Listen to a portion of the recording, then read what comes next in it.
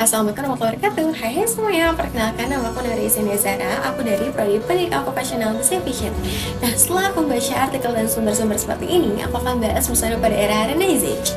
Busana pada era Renaissance itu berkembang sekitar abad ke-14 sampai ke-17 yang berkembang di Eropa, terutama dimulai dari Italia lalu menyebar ke seluruh benua Eropa. Nah, Renaissance itu merupakan masa kebangkitan seni budaya dan ilmu pengetahuan yang juga sering mengaruhi perkembangan busana.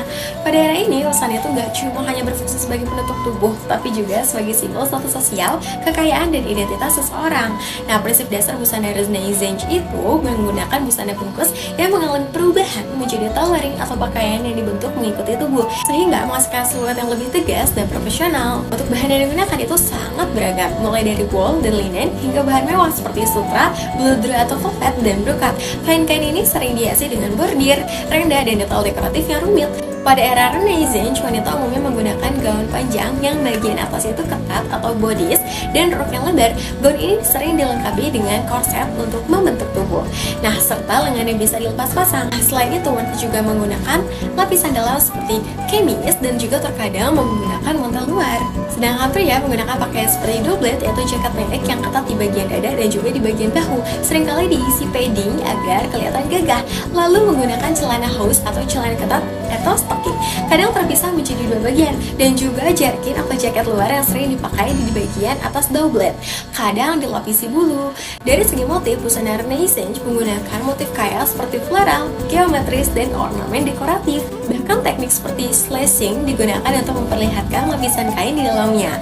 Aksesoris juga sangat penting nih, seperti topi datar lebar, perhiasan emas, sabuk, dan sepatu kulit.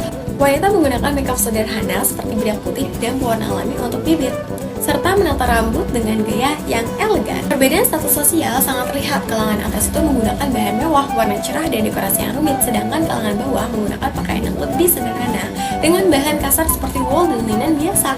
Secara keseluruhan, busana Renaissance mencerminkan perkembangan budaya, ekonomi, dan seni yang pesat di Eropa pada masa itu. Aku tuh tertarik banget dengan busana pada era ini, terutama pada bagian korsetnya, karena desainnya mewah, detail, dan artistik, serta menunjukkan bagaimana fashion dapat menjadi simbol identitas dan status sosial dalam masyarakat. Kali ini aku akan mencoba busana pada era Renaissance. Nah, di sini aku menggunakan dress berwarna putih, lalu aku menambahkan korset yang identik dengan Renaissance. Lalu di bagian bahu aku menggunakan kain dan juga renda. Aku juga menambahkan aksesoris pada bagian kepala, kalung, gelang, dan juga di bagian pinggang. Segitu dulu video dari aku. Terima kasih. Wassalamualaikum warahmatullahi wabarakatuh. Bye-bye.